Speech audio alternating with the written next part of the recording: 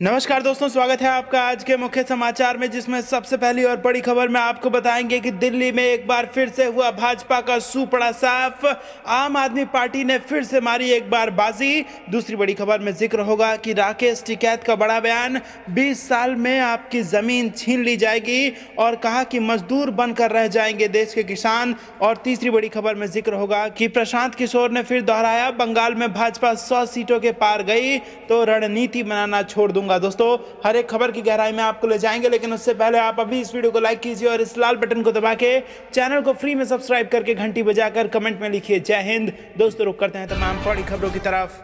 दिल्ली नगर निगम उपचुनाव, बीजेपी का सूपड़ा साफ, आपने जीती 4 सीट, 5वीं कांग्रेस को। जी हां दोस्तों, दिल्ली नगर निगम के 5 वार्ड उपचुनावों में आम आदमी पार्टी ने 4 और कांग्रेस ने 1 सीट पर जीत हासिल कर ली है। त्रिलोकपुरी, शालीमार बाग वार्ड, रोहिणी सी और कल्याणपुरी सीट पर आम आदमी पार्टी उम्मीदवार ने जीत दर्ज की है, जबकि पूर्वी दिल्ली की चौहान बागड़ सीट से कांग्रेस उम्मीदवार विजयी हुए हैं। नगर निगम के 5 वार्ड के लिए 28 फरवरी को उपचुनाव हुए थे। इनमें 50% से अधिक मतदान हुआ था। इन 5 वार्ड में से 4 आपके पास थे, जबकि शालीमार बाग नॉर्थ से प्रतिनिधि भाजपा के पार्षद थे। चुनाव परिणाम पर डिप्टी सीएम मनीष सिसोदिया ने कहा, दिल्ली की जनता ने नगर निगम उपचुनाव में 5 में से 4 सीटें देकर जिस तरह अरविंद केजरीवाल जी की राजनीति पर भरोसा जताया है और जिस तरह से भारतीय जनता पार्टी का सूपड़ा साफ किया है, उससे ये बात साफ हो गई है कि नगर निगम के 15 साल के बीजेपी के शासन से दिल्ली की जनता अब बहुत तंग आ चुकी है और अब चाहती है पूरी तरह से झाड़ू लगाकर भाजपा को साफ कर दिया जाए। और यह बात इस बात का संकेत है कि जनता क्या चाहती है। साथ ही उन्होंने ट्वीट किया है, एमसीडी उपचुनाव में 5 में से 4 सीटें जीतने पर आम आदमी पार्टी कार्यकर्ताओं को बधाई। बीजेपी के शासन से दिल्ली की जनता दुखी हो चुकी है। अगले साल होने वाले एमसीडी चुनाव में जनता अरविंद केजरीवाल जी की ईमानदार और काम करने वाली राजनीति को लेकर आएगी। आम आदमी पार्टी के नगर निगम प्रभारी दुर्गेश पाठक ने एनडीटीवी इंडिया से कहा, बहुत महत्वपूर्ण चुनाव था क्योंकि पिछले 15 साल में एमसीडी में कभी बीजेपी नहीं हारी थी। इस बार पूरी तरह से बीजेपी एमसीडी चुनाव में साफ हो गई है। दिल्ली की जनता ने मन बना लिया है कि आने वाले 2022 के चुनावों में नगर निगम भी अरविंद केजरीवाल जी को देंगे।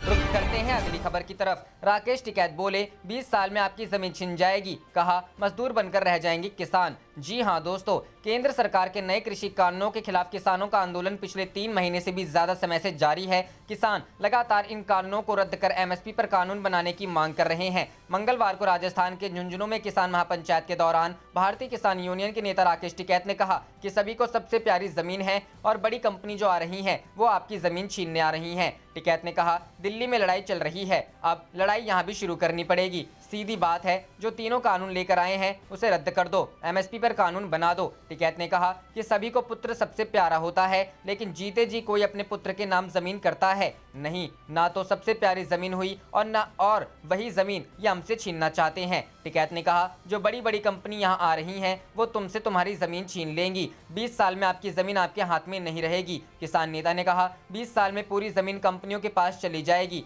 बड़े बड़े गोदाम बनेंगे, बड़ी बड़ी फैक्ट्री बनेगी और हमारे ही नौजवान बच्चे उसमें नौकरियां करेंगे। सरकार ने लेबर एक्ट में भी संशोधन कर दिया है, आपके बच्चे अपने ही खेतों में बनी फैक्ट्रियों में मजदूर बनकर रह जाएंगे। यह आंदोलन आपको चलना पड़ेगा। टिकैत ने कहा, कल आगरा में किसान गेहूं मंडी में लेकर गया, वहां व्यापारियों ने 1600 रुपए क्विंटल खरीदने की बात कही। उसने कहा, एमएसपी का रेट 1975 रुपए है, उससे कम पर नहीं बेचूंगा, साथ ही मंडी भी नहीं चलने दूंगा। सारे अधिकारी मौके पर पहुंचे और उसका गेहूं 1975 रुपए में बिका। किसान नेता ने कहा, ये कहते हैं कि छोटा किसान तो खेत में है, बड़ा किसान आंदोलन में है। अब ये लोग छोटे और बड़े किसान को बांटने में लगे हैं। हमने कहा कि एमएसपी से छोटे किसानों को सबसे ज्यादा लाभ होगा। इनके बहकावे में मत आना, ये रोज नए फॉर्मूले लेकर आ रहे हैं, ये लुटेरे हैं, इन्हें भगाना पड़ेगा। रुख करते हैं अगली खबर की तरफ। पीके ने फिर दोहराया, बंगाल में बीजेपी 100 सीटों के पार गई तो रणनीति बनाना छोड़ दूंगा। जी हां दोस्तों, पश्चिम बंगाल विधानसभा चुनाव में तृणमूल कांग्रेस को जीत दिलाने की जिम्मेदारी उठाने वाले प्रशांत किशोर ने एक बार फिर अपनी बात को दोहराया है। इंडिया टुडे से खास बात करते हुए प्रशांत किशोर ने कहा कि बंगाल में टीएमसी की जीत निश्चित है। अगर बीजेपी बंगाल में 100 सीटों का आंकड़ा पार करती है तो वो राजनीतिक रणनीतिकार का काम ही छोड़ देंगे। इंडिया टुडे के न्यूज डायरेक्टर राहुल कंवल से बात करते हुए प्रशांत किशोर ने कहा कि हमें पूरा भरोसा है चुनावों में टीएमसी को बड़ी जीत मिलेगी। पीके ने कहा कि हम बतौर रणनीतिकार किसी पार्टी की हार जीत तय नहीं करते हैं। हम किसी भी पार्टी को चुनाव लड़ने में मदद कर सकते हैं, लेकिन किसी की हार और जीत में हम सीधे दखल नहीं दे सकते हैं। प्रशांत किशोर ने कहा कि टीएमसी इस वक्त ऐसी पार्टी के खिलाफ लड़ रही है जो चुनावी मशीन की तरह तरह काम करती है। टीएमसी ने भी लंबे वक्त तक सत्ता में काम किया है और उनके पास भी करिश्माई नेता का नेतृत्व है। बातचीत में पीके ने कहा कि जमीनी स्तर पर कुछ हिस्से में विरोध हो सकता है, लेकिन अभी भी ममता बनर्जी ही सबसे बड़ा चेहरा है और इस बार भी टीएमसी ही चुनाव में जीतेगी। अलग अलग नेताओं के साथ काम करने के मसले पर प्रशांत किशोर ने कहा कि हम जो कर रहे हैं वो पूरी तरह अलग है और भारत में ऐसा कुछ नहीं हुआ है। हमारा कोई गॉडफादर नहीं है, ऐसे में हम जमीन पर काम करते हैं, इसमें हार और जीत भी लगी रहती है। पीके ने कहा कि जब मैंने ममता बनर्जी के साथ काम करना शुरू किया तब लोगों ने कहा था कि ममता किसी की नहीं सुनती हैं, तो पीके कैसे काम करेंगे, लेकिन अब वही लोग कह रहे हैं कि दीदी सिर्फ पीके की ही सुनती हैं। प्रशांत ने कहा कि बड़े स्तर के नेताओं में एक अलग किस्म की क्रेजीनेस होती है। रुख करते हैं अगली खबर की तरफ। योगी आदित्यनाथ के खिलाफ टीएमसी सांसद नुसरत जहां ने खोला मोर्चा, यूपी के सीएम को ट्वीट कर दी ये नसीहत। जी हां दोस्तों, बंगाल में चुनाव के ऐलान के बाद से ही जुबानी जंग तेज हो गई है। यूपी के सीएम योगी आदित्यनाथ के मालदा रैली में टीएमसी सरकार के खिलाफ हुंकार भरने के बाद अब तृणमूल सांसद नुसरत जहां ने मोर्चा खोल दिया है। नुसरत ने हाथरस केस को ट्वीट करते हुए कहा है कि बीजेपी के शासन में चौंकाने वाली घटनाएं होती हैं। तृणमूल कांग्रेस नेता और बशीरहाट से सांसद नुसरत जहां ने ट्वीट करते हुए लिखा कि बीजेपी शासित यूपी में जिस तरह की जघन्य अपराध हो रही है उसे शब्दों में बयान नहीं किया जा सकता है। नुसरत ने आगे योगी आदित्यनाथ को नसीहत देते हुए कहा कि बंगाल चुनाव साथ ज्यादा महत्वपूर्ण काम यूपी की कानून व्यवस्था देखना है। बीजेपी के बड़े नेताओं पर लगातार हमलावर है नुसरत। बता दें कि बीजेपी के बड़े नेताओं पर नुसरत जहां लगातार हमलावर हैं। नुसरत बीते दिनों पीएम मोदी पर एलपीजी की बढ़ती कीमत और टेलीप्रॉम्प्टर से भाषण पढ़ने को लेकर निशाना साध चुकी हैं। बताया जा रहा है कि टीएमसी विधानसभा चुनाव के दौरान नुसरत को कोई बड़ी जिम्मेदारी सौंप सकती है। योगी ने दिया था यूपी का उदाहरण। बताते चले कि मालदा रैली में योगी आदित्यनाथ ने यूपी का उदाहरण दिया था। योगी ने रैली को संबोधित करते हुए कहा कि यूपी में भाजपा सरकार बनते ही गौ हत्या करने वाले अपना धंधा बंद कर फरार हो गए थे। बंगाल में भी वैसा ही होगा। बंगाल में सत्ता के संरक्षण में अपराधियों की बर्बरता पर योगी आदित्यनाथ ने कहा कि बंगाल में भाजपा की सरकार बनने के बाद जिस तरह से उत्तर प्रदेश में अपराधी गले में पट्टा डालकर रहम की भीख मांगते घूम रहे हैं, उसी तरह से बंगाल में भी जान की भीख मांगते हुए घूमेंगे।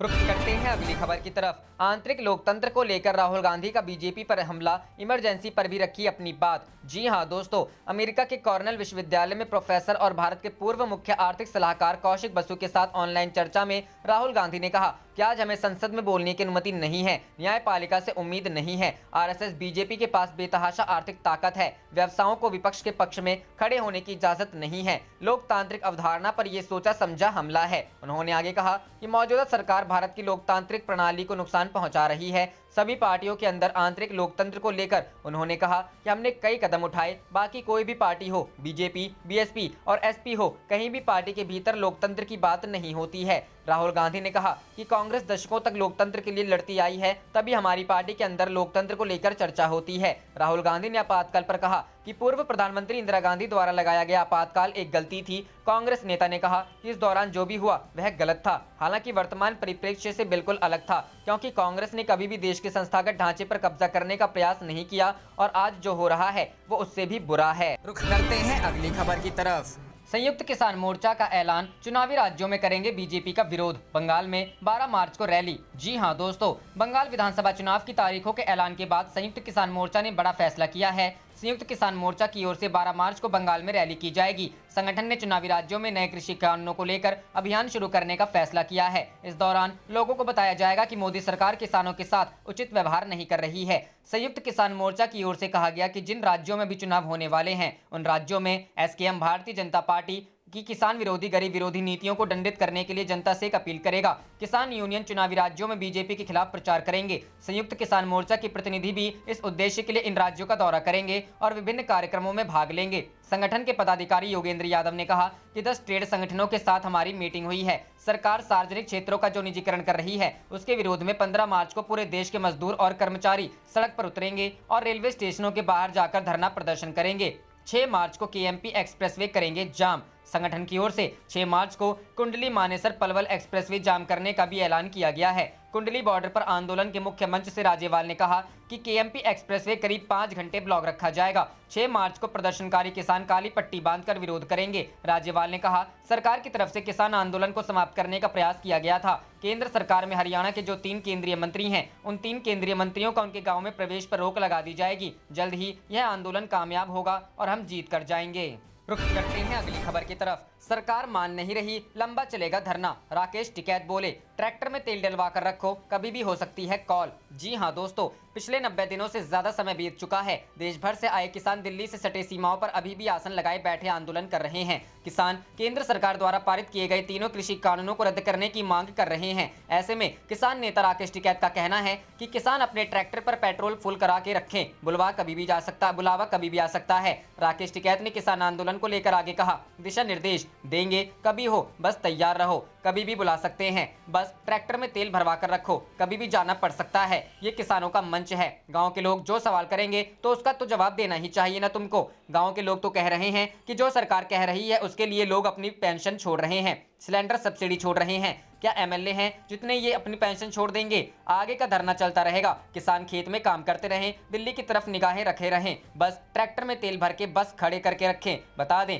पिछले दिनों हरियाणा की एक महापंचायत में राकेश टिकैत ने कहा था कि अब की बार 4 लाख नहीं बल्कि 40 लाख ट्रैक्टर दिल्ली जाएंगे। साथ ही उन्होंने कहा था कि इसकी तारीख संयुक्त किसान मोर्चा के लोग मिलकर तय करेंगे। इतना ही नहीं, कहा तो ये भी गया था कि इंडिया गेट की जमीन पर खेती की जाएगी। राकेश टिकैत ने कहा था, अब सारे के सारे किसान इस लड़ाई में हैं और लड़ाई राजस्थान से ही लड़ी जाएगी। यहाँ के लोग गर्मी में भी लड़ाई लड़ना जानते हैं। इस दौरान राकेश टिकैत ने कहा कि अब की बार लाल किले के बजाय संसद पर किसानों के ट्रैक्टर पहुंचेंगे। राकेश टिकैत ने कहा कि लाल किले में हमारे लोगों को फंसाने का काम किया गया, सरकार ने सरदार बिरादरी को बर्बाद करने का काम किया। रुख करते हैं अगली खबर की तरफ। पूर्व प्रधानमंत्री डॉक्टर मनमोहन सिंह का केंद्र पर प्रहार, कहा नोटबंदी के फैसले से देश में चरम पर है बेरोजगारी। जी हां दोस्तों, पूर्व प्रधानमंत्री डॉक्टर मनमोहन सिंह ने मंगलवार को केंद्र सरकार पर करारा प्रहार किया। दरअसल उन्होंने कहा कि साल 2016 में भाजपा नीति सरकार द्वारा बगैर सोच विचार के लिए गए नोटबंदी के फैसले के लिए चलते देश में बेरोजगारी चरम पर है और अनौपचारिक क्षेत्र खस्ता हाल है। उन्होंने राज्यों से नियमित रूप से परामर्श नहीं करने को लेकर भी प्रधानमंत्री नरेंद्र मोदी सरकार की आलोचना की।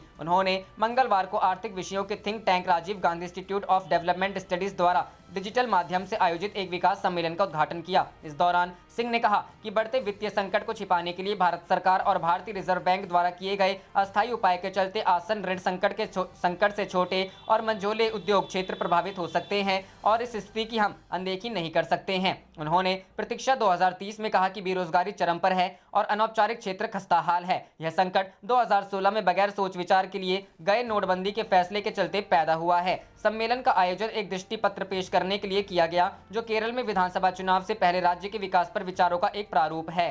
रुख करते हैं अगली खबर की तरफ। संयोग या धांधली, व्यापम की परीक्षा में सभी 10 टॉपर्स एक ही कॉलेज के छात्र, सबके नंबर भी बराबर। जी हां दोस्तों, मध्य प्रदेश में व्यावसायिक शिक्षा मंडल द्वारा ली गई एक और परीक्षा संदेह के घेरे में आ गई है। कृषि विकास अधिकारी के पद पर नियुक्ति के लिए हुई परीक्षा में शीर्ष 10 स्थान काबिज करने वाले उम्मीदवारों ने एक ही कॉलेज से बीएससी की। इन्हें परीक्षा में एक जैसे मार्क्स मिले और गलतियां भी एक जैसी की। इतना ही नहीं, सभी 10 चंबल क्षेत्र के हैं और इनमें से 9 एक ही जाति के भी हैं। व्यापम के अधिकारी इसी महज संयोग बता रहे हैं, लेकिन परीक्षा में शामिल होने वाले कई उम्मीदवार इसमें घोटाले का आरोप लगा रहे हैं। व्यापम ने 10 से 11 फरवरी को यह परीक्षा आयोजित की थी। 17 फरवरी को आंसर शीट के साथ सफल उम्मीदवारों की संभावित लिस्ट भी जारी की गई। ताज्जुब यह है कि जनरल नॉलेज की परीक्षा में सभी 10 छात्रों को एक जैसे अंक मिले। परीक्षा में शामिल होने वाले अन्य छात्र घोटाले का आरोप इसलिए भी लगा रहे हैं कि टॉपर्स की शैक्षिक पृष्ठभूमि अच्छी नहीं रही है। जानकारी के मुताबिक टॉपर्स में शामिल एक उम्मीदवार को मैथ्स में पूरे मार्क्स मिले हैं, जबकि बीएससी में वह सांख्यिकी में 4 बार फेल हुआ था और 8 साल में उसकी डिग्री पूरी हुई थी।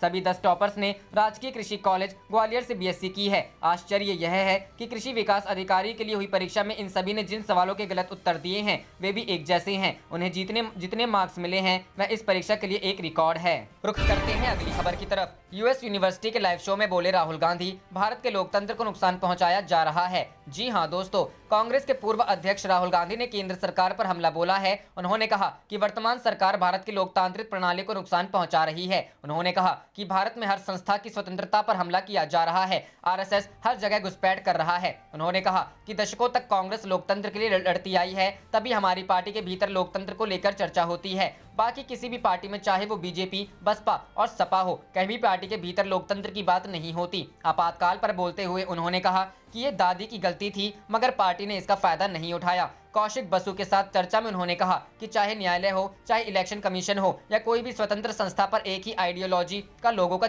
कब्जा हो। उन्होंने कहा कि मीडिया से लेकर न्यायालय तक को निशाना बनाया जा रहा है। उन्होंने कहा कि मणिपुर में राज्यपाल बीजेपी की मदद कर रहे हैं। पुडुचेरी में उपराज्यपाल ने कई बिल को पास नहीं होने देना क्योंकि वो आरएसएस से जुड़ी थी। कॉर्नेल यूनिवर्सिटी के कार्यक्रम में राहुल गांधी ने कहा कि इमरजेंसी और अभी जो हो रहा है उसमें काफी भिन्नता है। कांग्रेस पार्टी ने संस्थानों का फायदा उठाने की कोशिश नहीं की। हमारा स्ट्रक्चर ऐसा करने की इजाजत नहीं देता है। कौशिक बसु ने उनसे निजी सवाल करने की इजाजत मांगी और कहा कि निजी सवाल यहाँ नहीं करना चाहिए, लेकिन मैं आपके पिता की हत्या के बारे में जानना चाहता हूँ। इसके जवाब में राहुल गांधी ने कहा कि मेरे पिता की हत्या दर्दनाक तो थी ही, लेकिन मेरे पिता कई ताकतों से लड़ रहे थे, इसलिए मैं कह सकता हूँ कि मैंने उन्हें मौत की ओर जाते देखा। राहुल गांधी ने अपने पिता की हत्या पर आगे कहा कि मेरे पिता की हत्या दर्दनाक तो थी ही, लेकिन मेरे पिता कई ताकतों से लड़ रहे थे, इसलिए मैं कह सकता हूँ मैंने उन्हें मौत की ओर जाते देखा।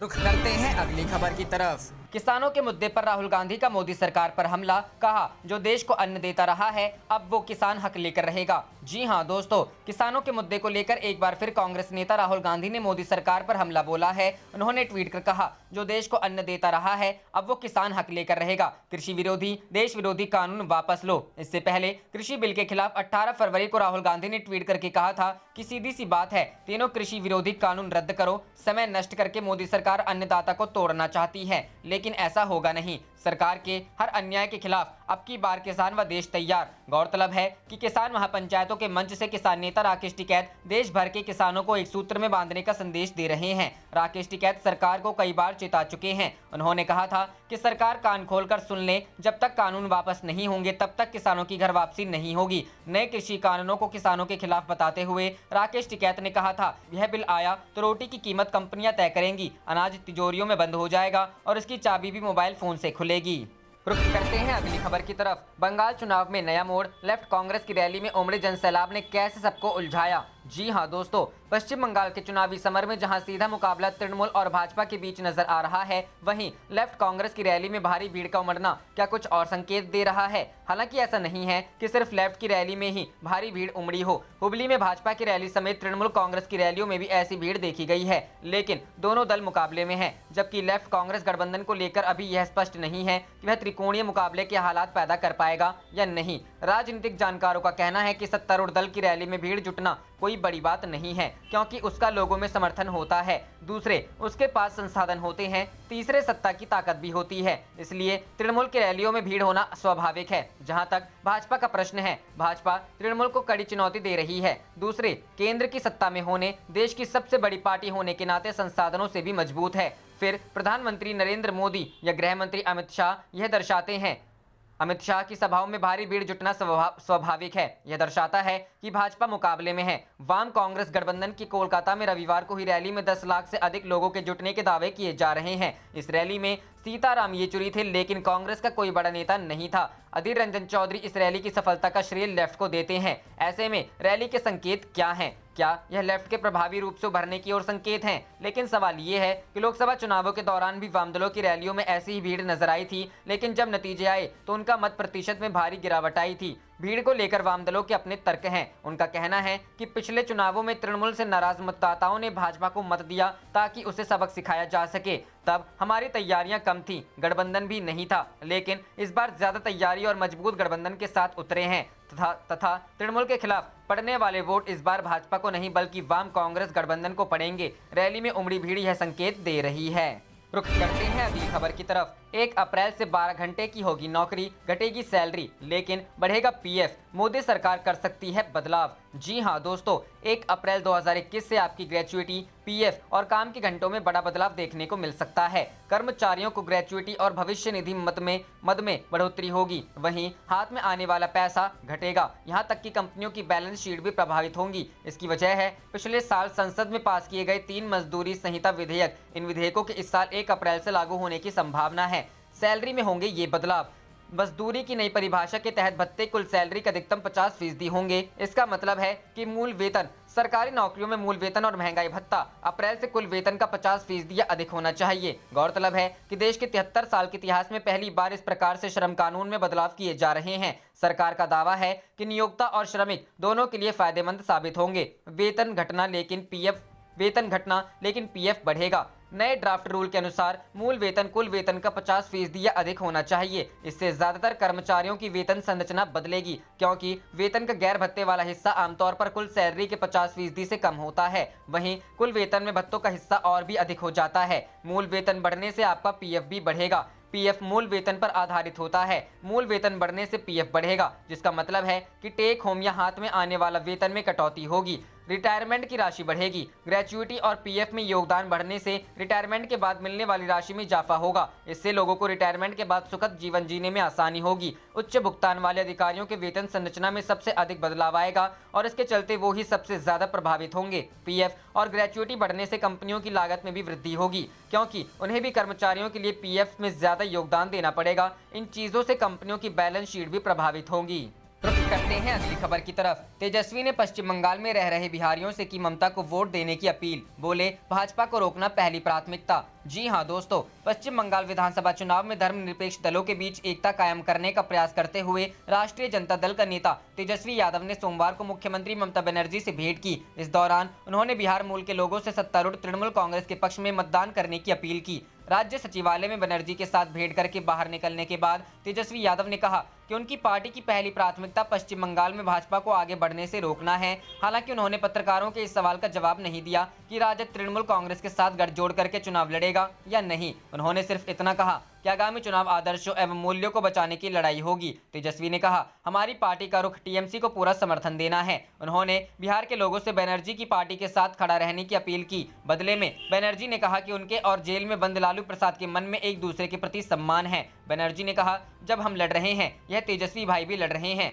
हम साथ साथ हैं। रुख करते हैं अगली खबर की तरफ। कृषि कानून, अरे सरकार को क्यों नहीं चैलेंज करेंगे, 70 साल से खेती कर रहे हैं, बोले बीकेयू के टिकैत। जी हां दोस्तों, भारतीय किसान यूनियन के नेता राकेश टिकैत ने कहा है कि उनका विरोध 3 कृषि कानूनों का है। एमएसपी पर खरीद नहीं हो रही है, उसका विरोध है। साथ ही उन्होंने कहा कि सरकार का विरोध क्यों नहीं करेंगे। 70 साल से किसान उस जमीन पर खेती कर रहे हैं, रह रहे हैं। कोई एक बेवकूफ आदमी आए और कह दे कि मेरी जमीन है तो हम क्या मान जाएंगे। राकेश टिकैत ने कहा कि सरकार खामोश है, लगता है कोई योजना बना रही है। केंद्रीय मंत्री के बयान पर हमला करते हुए उन्होंने कहा कि भीड़ से सत्ता भी बदली जाती है, हम तो कानून बदलने की बात कर रहे हैं। अभी तो नौजवानों ने बिल वापसी की बात की है, सत्ता वापसी की बात की नहीं है। राकेश टिकैत ने कहा कि हम बंगाल भी जाएंगे, वहां पर भी किसानों के साथ कई समस्याएं हैं। गौरतलब है कि राकेश टिकैत मार्च महीने में 5 राज्यों का दौरा करने वाले हैं। बीकेयू के एक पदाधिकारी ने शनिवार को बताया था कि टिकैत उत्तराखंड, राजस्थान, मध्य प्रदेश, कर्नाटक और तेलंगाना में किसानों के साथ बैठक करेंगे।